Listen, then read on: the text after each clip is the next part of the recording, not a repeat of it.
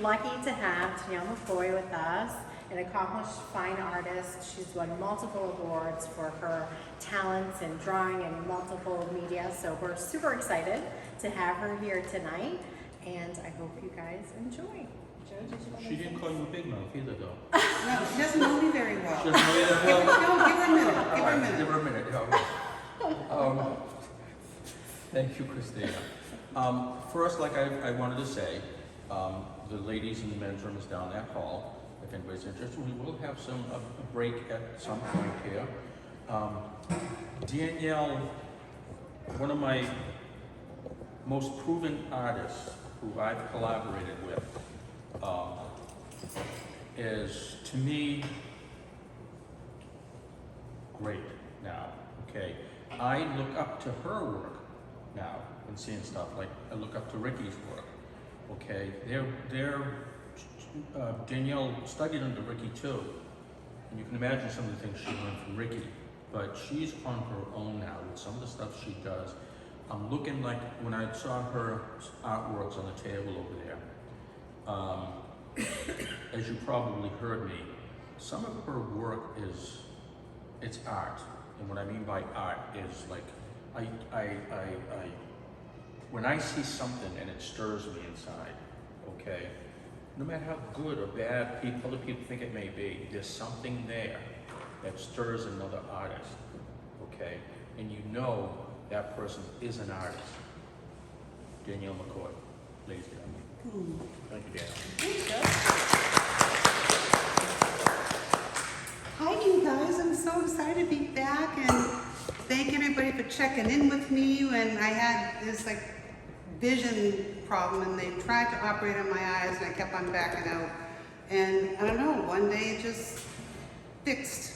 So that's why I took such a long hiatus from drawing.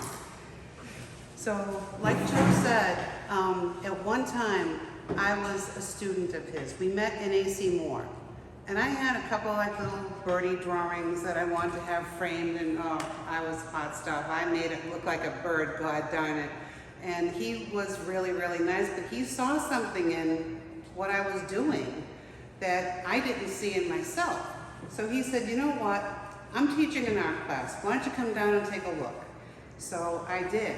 And it was at the Woburn High School, and he introduced me to all of the classic artists, who they were, what they did, why they were good, and all of the background education that you're supposed to have to study art.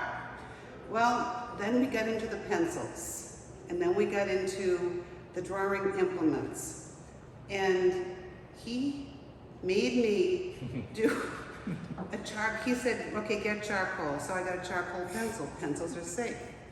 So he said, no, that's not what I want. He wanted vine charcoal. Has anybody here ever used vine charcoal? Oh, yes. It's foul. It's It what? is foul. Foul. Oh, I've upgraded from yucky. He made me hold it with my bare fingers. My cuticles turned black. It was atrocious.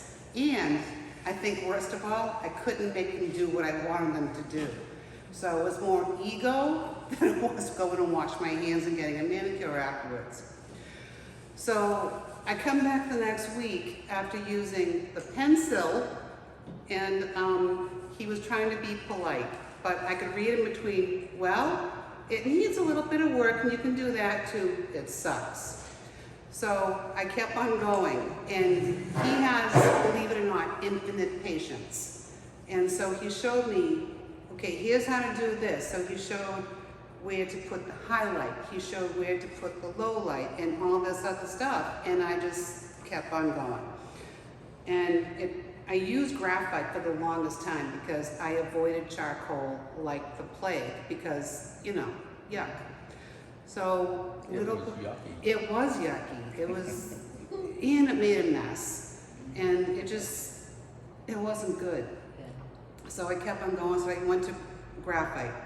Well, once I started getting okay at graphite, I was introduced to Rick Corbett, and to this day, I still hold him as my gold standard. And I have been blessed to have him work with me. listen to me whine, listen to me complain. And you've been amazing, Ricky. You've been like, oh my God. It's like you taught me more in a very short amount of time than like, anything else I've ever done in my life. Well, as you know, I've been on hiatus for about 1.5 years. And my vision has since been corrected. And I started to get, I'm gonna draw something. I'm gonna draw something. So I drew a rat, and the rat, I don't think I have the rat. No, I don't have the rat with me. So I drew a rat, and I was like, oh, that's pretty good.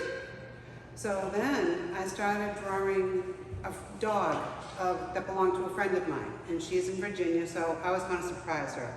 So I started drawing the dog, who is white. Have you ever tried to draw white?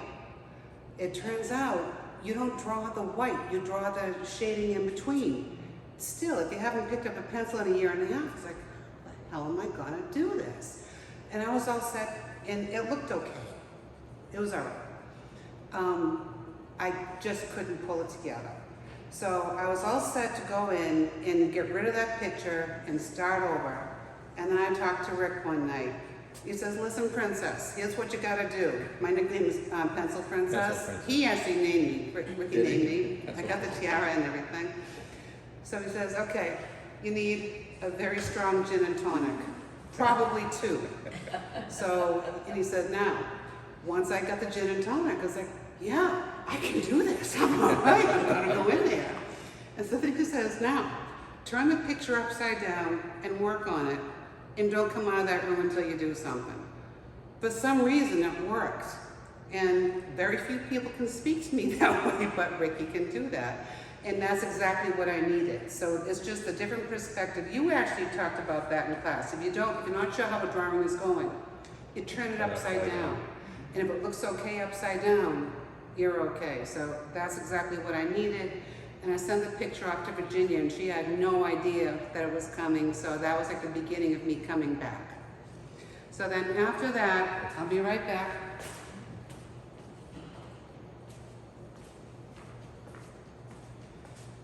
So then after the picture got delivered to Virginia, I decided I was going to do something for another friend of mine.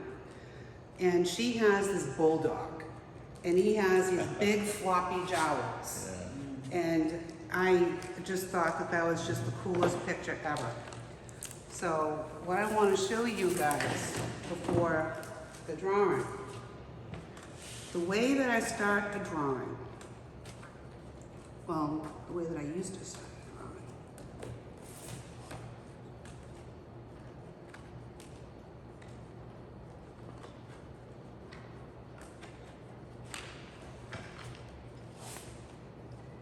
drawing. You thought I wasn't paying attention in class, Joe. You were my favorite student. For the most part, I was paying attention in class. I know it. So the way that I started the drawing, because I felt that I was rusty and it wasn't going to work, I took a grid. So I divided this paper up, and then I printed it out on a piece of paper, because if you mark up a picture, you're going to wreck it. So I used this grid, and I marked up the bulldog drawing. So now, because I'm a cat person, I find the cat people like to do things in small bites. It's just easier to digest, it's just easier overall. So this little piece was way easier to draw than a dog.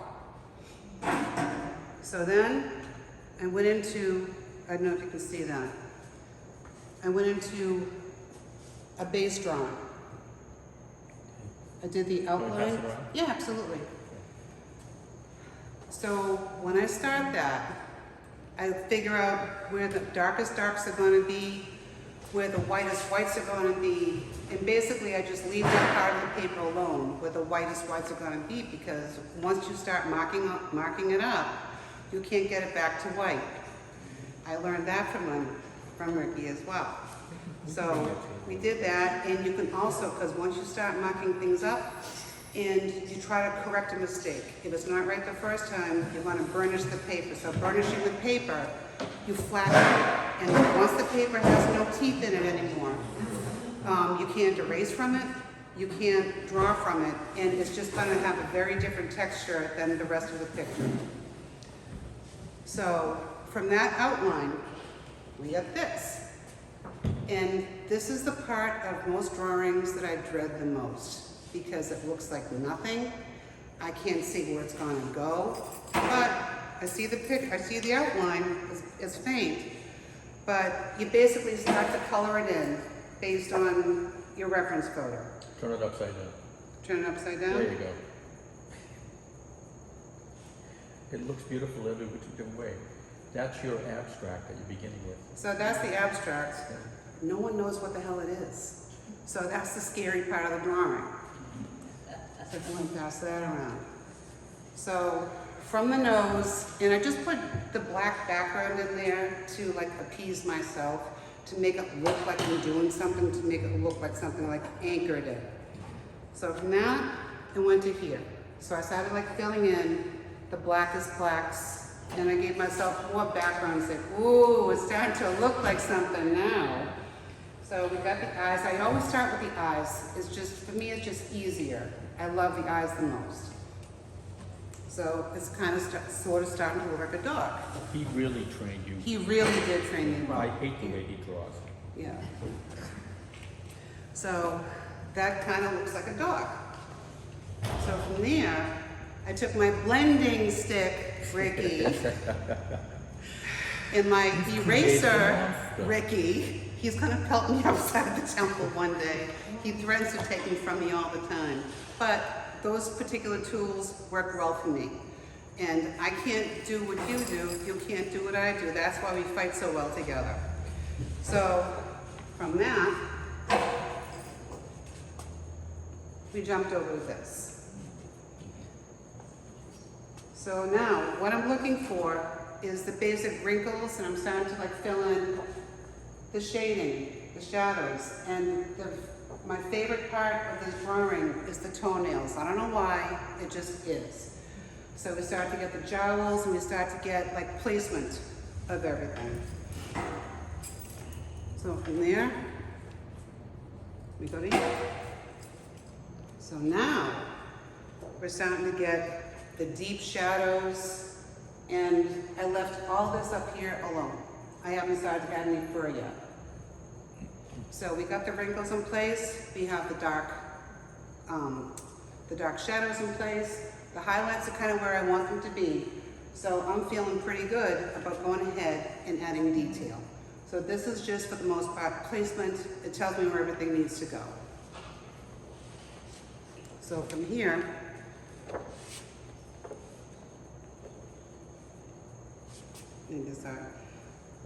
so now we're starting to go into more detail, and I started to draw in the fur. So it seems simple enough. Just draw a bunch of lines. The trick with fur is direction. And depending on the color of the fur, and I don't know why the dogs I've been drawing lately have all been white, but they have. So you want to draw the shadow in between the individual pieces of fur. And there's not one layer when you draw a dog's fur. There's many different layers. So what I like to do is, you see the white? Draw the white, go over it with like a B pencil. That's like the lightest lead there is. There's very blendable, and you kind of get the placement. You start the base of the fur. Is this in graphite, Danielle? No, for the most part, so far that's just all in charcoal. Okay. So I used a blending stick Yeah. to get in there. Don't worry, I'll get to the pencils afterwards. So now we're starting to get into more detail.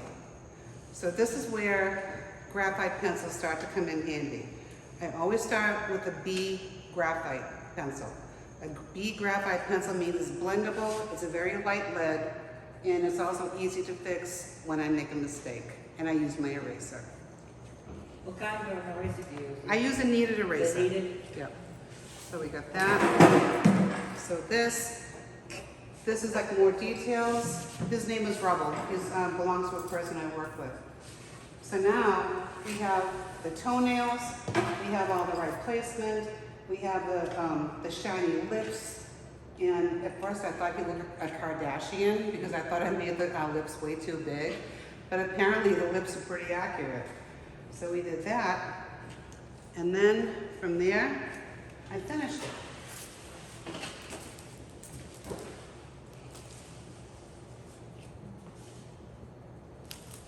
You can start making that go. I'm sorry. From there. So, the thing about charcoal is it moves. Yeah. So, it moves a lot and you have to be very careful with it. So, when I finish a drawing, I sign it and I spray it. I use workable fixative. So if I do decide to spray it mid-picture, I suppose you could like still work on it afterwards. I've never done it. I've just always done it at the end. I sign it, spray it, boom, I'm done. Don't recommend it. What? I don't recommend it. No, I don't trust it. Yeah. I just don't. So I also have to be very careful not to spray too much of it on there because it'll warp the paper, because even though it's workable fixative, it's still liquid and it's still gonna warp a piece of paper. You cover your work over nicely. Sometimes with the work though, like you said, the yucky will travel, okay? And it's best to hold it upside down and tap it a few times so it's face down. Oh. Because if you hold it face up, it's gonna fall on the artwork. So you tap it upside down to get as much off as possible. Oh. And if you put it on a piece of white paper or something, over a paper, you can see it coming off. Yeah, yeah. So, but like Ricky said, workable fixative is fine. If you really get your thumb and start pressing into it, it will move still. But what you're doing is beautiful. You're encapsulating it. You can take it out. Well, I Yeah, don't know about you can take it underneath, because I just wanted to see it underneath. This is beautiful, Danielle. As I know your work has become, like You I guys said, want to see it out of the film? You get like more details. you don't want to touch it though. Oh, you don't lick it. Just hold it by the corners. It's Break it, okay. you buy it. Yeah. $2,000 was it? Yeah, Yeah. yeah. Gotcha. Anybody, or you're all set? Did everybody see that? It started over here, Joe. Okay, And so it's yeah, not- you're so right. you're the last one. So this is a completed picture. So I'm always at a loss as to how to finish the picture. What do I want the background to be? So I already figured out that it was gonna be the black background. Not quite sure how to go about doing this. And I figured, well, may as well have him lay on the floor because that's what he's doing in the picture. So it was just that simple. I just gave him a floor to lay on. So that's how I put a drawing together. Now, all that stuff being said, when you do something almost every single day, or you repeat it over and over, you tend not to realize what you're doing, and whether you're improving or not. And I find that artists are by far the most critical critics. And you don't have to tell me if something is out of place. My daughter does that. And she's actually got a really, really good eye. But I didn't realize that I was improving until I put these two drawings together.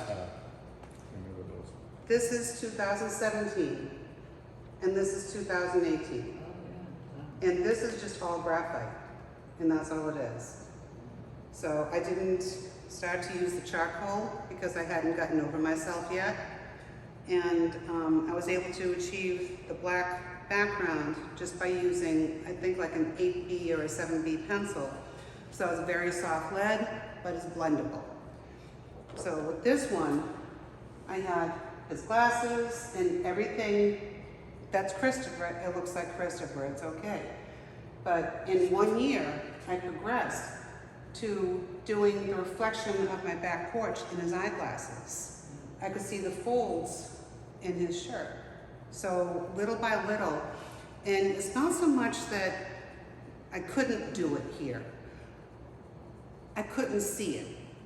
You know, I was looking at the picture and it's like, well, there are the glasses, and I made it look exactly like the picture.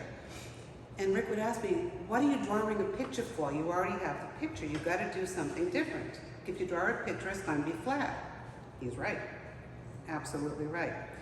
So I did those, and I'm actually gonna be doing that's the same picture. That's the same reference picture for those two things. So the only, was it you who told me? No, it was you. The only artist that I can ever compare myself to is me. Correct. I'll never draw like Rick Corbett, he'll never draw like me, Josie will never draw like me, and I'm the only one I have to compare myself to. So that's how you're gonna compare your progress. So this right here is my drawing table. I try to keep everything neat and clear. Visual clutter is more disturbing to me than anything else. Actually I don't like to listen to loud music, but visual clutter makes me crazy because it's like there's always a little thing over here, and I'm a cat. Everything is shiny. So it's just easier. You hated my studio then. No, I didn't. No, because Really? it was tidy. You had to. No, it was tidy. And everything was neat. There wasn't a bunch, there was stuff in there, but tons. but it wasn't piled up. It was Not the amount of organized. stuff in it, it's the way that it's Yeah. presented. Oh, okay. Yeah. So, oh no, it was totally fine. I love classical music, listen to classical music. It depends on my artwork or what I'm trying to do. I'll usually listen to classical music, but sometimes it depends on what I'm drawing, Led Zeppelin. You know what I mean? Okay. So it depends. What I've started doing, I've gotten quite a few commissions lately. So what I like to do is I like to find out who these people are. Who am I drawing? What are their favorite songs? What do they like to do? And I try to like channel their inner person into the drawing. So I did a couple that we were friendly with, that Michael and I were friendly with. And we had the anniversary song from 1953, so I listened to a lot of Tony Bennett, and I think the other one was Victimone and Perry Como and stuff like that. So that was really cool. So I just like try to put everything I have into the picture as I'm doing it. Yeah. Say a prayer over the pencils before I do anything because you can't be too careful. And that's what I do. So these are my pencils. And they're different colors. They're different leads. They're different blending sticks. But every one of them is used for a different purpose. So what I do, I have a tilted drawing table. I think it's better to have a drawing table that's just dedicated. That's all you do there, not the kitchen table. You're not gonna sit on the couch and draw. Just have a dedicated area. So where it's tilted, stuff falls down, so I have a combination of putty and black tape. So the black tape is a very low tack, and I can put this on the paper safely and I don't have to worry about anything being lifted up or off. And it's also good for masking if you will have to like tape off a margin or something as well. Now for my yucky charcoals, actually they're not bad. I have a sharpener for my charcoals now. I'm not a barbarian. So what this is good for, this is sandpaper, and for my blending stick, because blending sticks for me is good for like skin pores, very fine lines. If you're going to be drawing eyes, you want to make it look realistic. I can't achieve what I need to achieve with just a regular pencil. I need the blending stick. So you're not supposed to try and keep it clean. You're supposed to try and keep it from going shiny. So you're going to rough it up a little bit, and you got yourself a usable blending stick. And I have a hard time with like electric pencil sharpeners. It just doesn't work for me. So the pencil sharpener that I like to use, and you're also not allowed to use an open pencil sharpener in the Museum of Fine Arts. So you have to use a pencil sharpener that will catch all the shavings. So I have 5 or 6 of these around at any given time. And let me see what else. A question that I'm asked a lot is how do you keep from smudging the drawing? You have to use a mask in order, is that what you would call it, like a mask? So if you're working on a drawing, so you're working on a drawing, and I need to go over here and say work over here. I'm not going to put my hand on this part of the paper. If you put a thumbprint or a fingerprint on a paper, you're not going to get it out. You're going to have charcoal covered fingerprints. If you try to erase it, you're still going to have charcoal covered fingerprints, except you're going to be wrecking the paper. So sadly, I speak from experience with that. So put a piece of paper here, and you color it like that. And depending on what's underneath the paper, you lift it carefully, and you safely added the pigment to where you wanted to put it. So do we have any questions? What kind of paper do you use? It all depends on the drawing that I'm going to do. It all depends.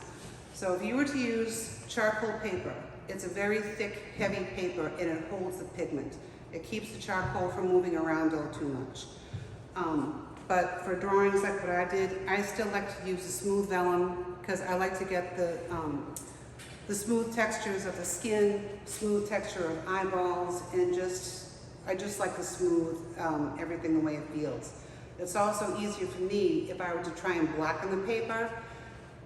It's hard to do, well for me, it's hard to do it with a pencil to get every little speck of white off. And if you're OCD, which I am, and there's specks, it will make you crazy.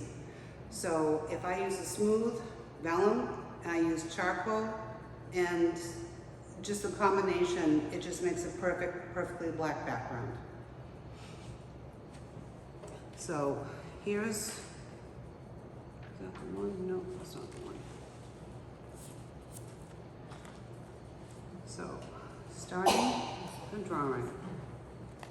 So as you said, you're using specific paper, specific graphites, or charcoals, or whatever the tools that you want to use for each specific drawing, Yes. each specific thing that you do. Yes. Thank you. It all depends on the effect that I want to achieve. Correct. And I decided that I was going to use colored pencils one day. So rather than going to use my son's pencils, I bought the Prismacolors. Did I get the set of 12? No. I got the set of 120 Prismacolors.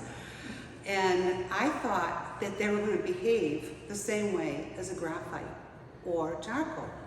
They do not. They totally do not. So I could make a decent enough picture and it looks okay, but there's just something lacking. I just don't get the same depth yet using colored pencils. You just have to layer it. I tried layering it. It takes And a I while. didn't, Practice. it's just practice. Yeah. And so I think I went too heavy on the, in fact, I have it here. So when I say I can't do anything, that was the number one thing Joe said that we weren't allowed to say in the classes. I can't do that. The 4 words I do not allow. Yep. So I learned real quick to say the word yet once I made a declarative statement like that. Thank you.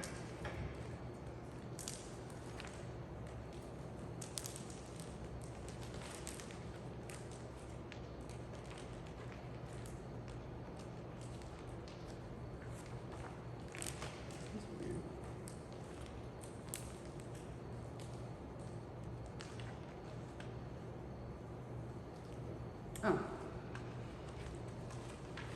Now, with this drawing, this was just done on just regular Strathmore smooth paper.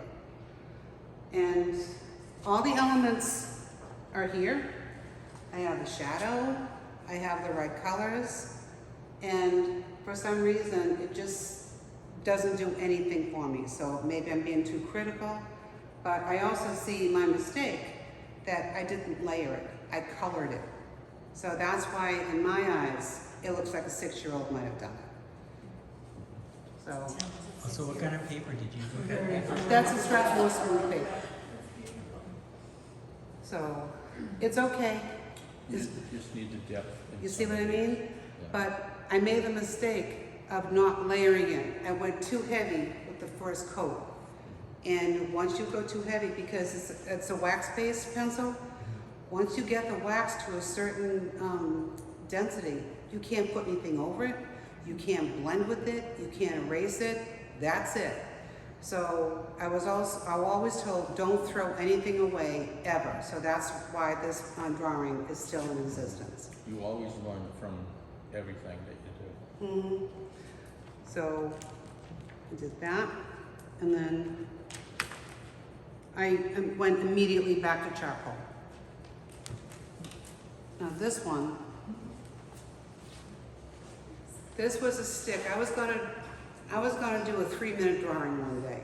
I decided, so because we practiced that in class. So I went outside and I said, crap, what am I gonna draw? And it happened to be a blizzard that day. So on the front porch, there was a stick. So I'm gonna do stick figures. I'm gonna draw a stick. So I got the basic outlines and, that just doesn't look right to me. So my stick figure soon became a sketch. And something just didn't look quite right. It wasn't setting right with me. It never looked finished, which I suppose is the whole purpose of a sketch, to be an unfinished drawing. So I went on to finish this, and I entered this in the Whooping Guild of Artists 1 year. And I think I won a second place award for that. I'm not sure. I think I had asked you in class to do stick figures, not quite this way, but. But I did do stick figures, and you modeled for the stick figures. I did model for, yes, I did. So, but yeah, that was my interpretation of a stick figure. I drew myself a The difference bench. is amazing. So from that picture, It's one of my Yeah. favorites that she does so many good things. I like the natural world. Yes. There's so much cool stuff out there. And Oh. it's in the natural world, it's right The there. natural world is and the nobody does best. it. Hmm? I said, that's right in the natural world, it's right there, and nobody ever does them, Yeah, and it's right there. yeah. You gotta pay attention. Yeah, exactly. So speaking of natural world, remember I told you before that Joe asked us to do homework, and he said to use the charcoals, and I got the charcoal pencils. Well, I made the mistake of using a hard charcoal pencil. Hard charcoal doesn't blend so much. So he also didn't mean for us to do that. So this is a picture where he was so polite, and I read between the lines, and he said, well, okay, here's what you can do next time. So, and I went on to do this one, which brought me into my love of staying within the nice, safe midtones. There's no real highlights in this, and there's no real there's no deep shadow in this either. So it's a nice, safe mid-tone picture. It doesn't have a pop, it doesn't have a punch. So the difference between this picture, so what do you guys think? What's the difference, well, between, besides the technical stuff? What makes this picture pop versus this picture? Contrast. Contrast. High contrast. Yep, high contrast. So, and I think that'll make the picture a little bit better, even though it may not be technically perfect. Your eyes go to the high points and the darker points. May I make a comment? Yes. On those apples that she has, they're right there, you can hold them up. The pumpkins? She was, first of all, this is when she was first starting to get out of, or learning how to start doing stuff, okay? And she actually, the picture I gave her was naturally the 3 apples with water spots on Oh, that's home. That, you get that at home, yeah? Yeah, that was at home. Yeah, but this one here is her practicing these, correct? Am I wrong? Yeah. Yeah. And trying to get what I told her to do, and when you look at what she had done at the time, she was progressing.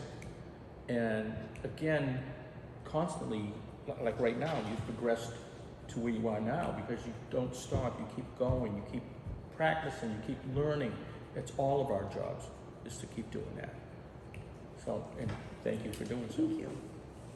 Well, I had some great teachers, very encouraging, and the only way to get better at drawing is to draw. There's the only way. It's kind of like, I can read a book on how to drive a car, I can get all of the instructions memorized, I can tell you how to turn the lights on and off, but until you get behind the wheel of a car, you're not gonna be able to do it, you're not gonna be good at it, and you're gonna make mistakes. So the number one thing I can tell you is allow yourself to be lousy for a long time. So, and you'll only get better if you draw more frequently. So I just want to start this. Every professional artist begins as an amateur. And this is what I tell my students. I'm teaching an adult ed program at the Shawsheen Tech. And here I am tonight, and I'll be doing some more teaching. And what I found is they're so critical of themselves. I didn't realize that I did the exact same thing. So I try to teach beginner classes because for me it's important to keep beginner's mind. I have to always know and remind myself what they don't know. So my daughter Josie is in the class with me, and Josie does cartoons. I have a couple of her pictures in the picture book as well. And her drawing is actually much better than what you see in here now. She likes to do cartoons. I can't draw cartoons to save my life. I tried to draw anime once, and that was disastrous. And she draws like the 1930s, 1940s Mickey Mouse cartoons and everything. The thing about the cartoons, especially with those, you have one shot to make those lines look correct.